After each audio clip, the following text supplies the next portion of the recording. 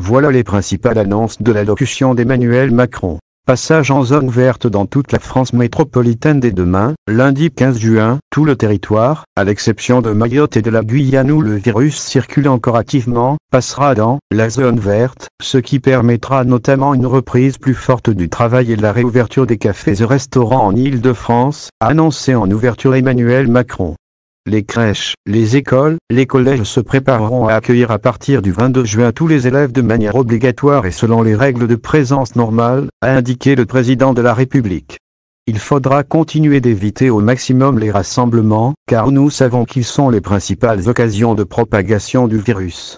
Ils resteront donc très encadrés. Le second tour des municipales aura bien lieu. Le second tour des élections municipales pourra se dérouler dans les communes concernées, le 28 juin, a annoncé le président. Enfin, pour nos aînés en maison de retraite ou en établissement, les visites devront désormais être autorisées dès demain. Il sera à nouveau possible de se déplacer entre les pays européens et à partir du 1er juillet, nous pourrons nous rendre dans les États hors d'Europe, où l'épidémie sera maîtrisée, a ajouté Emmanuel Macron. Une première victoire contre le virus. L'été 2020 ne sera pas un été comme les autres et il nous faudra veiller à l'évolution de l'épidémie, a prévenu Emmanuel Macron. Pour nous préparer au cas où elle reviendrait avec plus de force. La lutte contre l'épidémie n'est donc pas terminée. Mais je suis heureux, avec vous, de cette première victoire contre le virus. Nous n'avons pas à rougir de notre bilan. Des dizaines de milliers de vies ont été sauvées par nos choix, par nos actions, note le chef de l'État. Les impôts n'augmenteront pas, l'économie mondiale s'est quasi arrêtée. Notre première priorité est donc d'abord de reconstruire une économie forte, écologique, souveraine et solidaire, a déclaré le chef de l'État, soulignant avoir mobilisé, au total près de 500 milliards d'euros pour notre économie, pour les travailleurs, pour les entrepreneurs, mais aussi pour les plus précaires.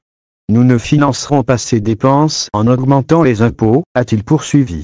Notre pays est déjà l'un de ceux où la fiscalité est la plus lourde, même si depuis 3 ans, nous avons commencé à la baisser. La seule réponse est de bâtir un modèle économique durable plus fort, de travailler et de produire davantage pour ne pas dépendre des autres. Une stratégie pour rebondir. Il nous faut d'abord tout faire pour éviter au maximum les licenciements, a annoncé le président de la République.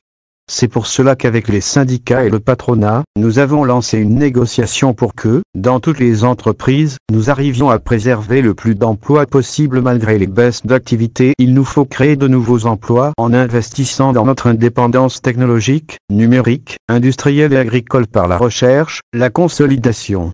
Mais cette reconstruction doit aussi être sociale et solidaire, selon le président. Ce qu'il pense des mobilisations antiracistes. Nous sommes une nation où chacun, quelles que soient ses origines, sa religion, doit trouver sa place, a affirmé le président. Est-ce vrai partout et pour tout le monde? Non, notre combat doit donc se poursuivre, s'intensifier pour permettre d'obtenir les diplômes et les emplois qui correspondent au mérite étincelant de chacun et lutter contre le fait que le nom, l'adresse, la couleur de peau réduit trop souvent dans notre pays. Nous serons intraitables face au racisme, à l'antisémitisme et aux discriminations. Et de nouvelles décisions fortes pour l'égalité des chances seront prises. Mais ce combat noble est dévoyé lorsqu'il se transforme en communautarisme, en réécriture haineuse ou fausse du passé, continue-t-il. Ce combat est inacceptable lorsqu'il est récupéré par les séparatistes. Je vous le dis très clairement ce soir, mes chers compatriotes, la République n'effacera aucune trace ni aucun nom de son histoire. Elle n'oubliera aucune de ses œuvres. Elle ne déboulonnera pas de statue. Nous devons plutôt lucidement regarder ensemble toute notre histoire, toutes nos mémoires, notre rapport à l'Afrique en particulier, pour bâtir un présent et un avenir possible d'une rive, l'autre de la Méditerranée, avec une volonté de vérité et en aucun cas de revisiter ou de nier ce que nous sommes. Soutien aux forces de l'ordre. Emmanuel Macron a rendu hommage aux forces de l'ordre, au centre de toutes les attentions ces derniers jours lors de manifestations. Nous ne bâtirons pas davantage notre avenir dans le désordre, sans ordre républicain. Cet ordre, ce sont les policiers et les gendarmes sur notre sol qu'ils assurent. Ils sont exposés à des risques quotidiens en notre nom. C'est pourquoi ils méritent le soutien de la puissance publique et la reconnaissance de la nation. Une nouvelle allocution en juillet. C'est ainsi que chacun d'entre nous doit se réinventer, comme je l'ai dit, que nous devons collectivement faire différemment, a déclaré le chef de l'État. J'ai demandé au président des 2 chambres parlementaires et du Conseil économique, social et environnemental de proposer quelques priorités susceptibles de rassembler le plus grand nombre. C'est aussi dans cet esprit que j'ai engagé des consultations larges que je poursuivrai durant les prochains jours. Je m'adresserai à vous en juillet pour préciser ce nouveau chemin lancé.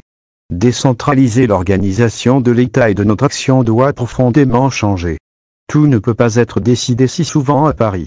Face à l'épidémie, les citoyens, les entreprises, les syndicats, les associations, les collectivités locales, les agents de l'État dans les territoires ont su faire preuve d'ingéniosité, d'efficacité, de solidarité, a annoncé Emmanuel Macron.